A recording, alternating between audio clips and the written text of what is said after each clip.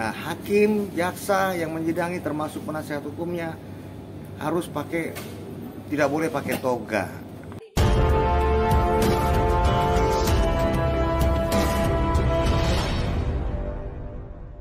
Gini, itu kan menyangkut Undang-Undang Perlindungan Anak. Undang-Undang Perlindungan Anak itu menyebut anak yang berhadapan dengan hukum. Ya. Dia tidak boleh disebut sebagai tersangka atau terdakwa. Tersangka dalam penyidikan, terdakwa dalam persidangan. Dia tetap disebut anak yang berhadapan dengan hukum. Nah, hukum acaranya juga berbeda. Untuk penahanannya itu hanya boleh 7 hari. Ya, ditambah lagi pokoknya total itu semua 15 hari paling lama, 14 hari paling lama. Ya, setelah itu berkasnya harus segera dilimpahkan ke persidangan. Nanti di persidangan juga seperti itu, penahanannya sama. Nah, hakim, jaksa yang menyidangi termasuk penasihat hukumnya harus tidak boleh pakai toga. Itu hukum acaranya seperti itu, Undang-Undang Perlindungan Anak. Menjaga mental mereka jangan sampai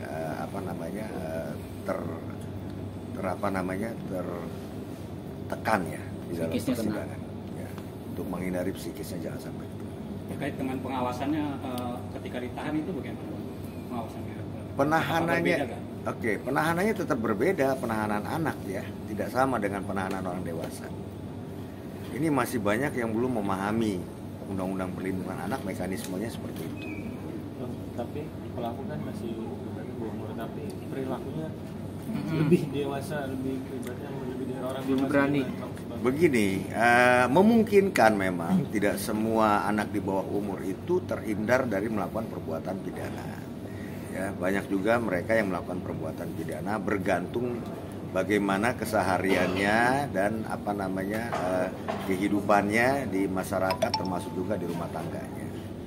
Jadi kalau seandainya seorang anak melakukan perbuatan melawan hukum, khususnya pidana, tetap dia akan kena kasus pidana, dijerat pasal pidana, tetapi hukumannya hanya sepertiga, dikurangi sepertiga. Dengan dihukum seperti itu, apakah nanti akan membuat efek jerah? Kalau anak bisa membuat efek jerah. Karena kan mereka juga masih dalam tahapan mencari jati diri. Oke, yang lain. Bang, sepanjang pengalaman Abang tentang beracara itu untuk anak-anak, apakah aplikasinya sudah dijalankan oleh penegak hukum kita? Sudah. Sekarang itu sudah diterapkan baik dari segi penyidikan maupun dari segi penuntutannya. Semua sudah merata untuk melakukan itu.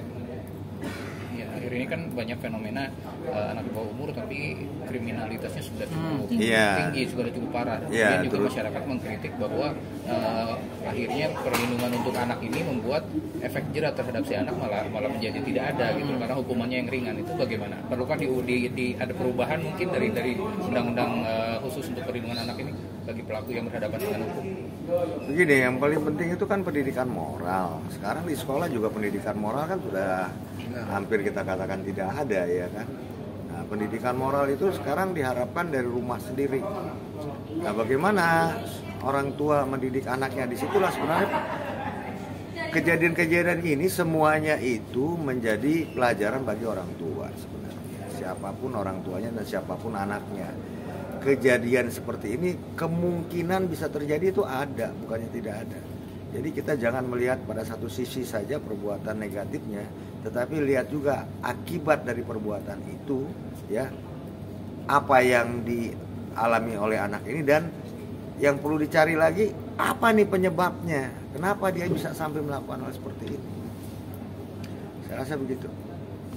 Jadi anak yang perempuan ini dikenakan pasal Undang-Undang Perlindungan Anak ya, pasal 76C kalau nggak salah saya itu. Ancaman hukumannya di pasal 80. Ancaman hukumannya. Junto ke pasal 56. Pasal 56 itu adalah dia turut memberikan bantuan sehingga kejadian tindak pidana itu terjadi. Pemberian bantuan itu kan di KUHP diatur di pasal 55 ayat 1 ke 1 kedua dan pasal 56. Kalau 55 itu tentang bersama-sama melakukan, ya kan, bersama-sama.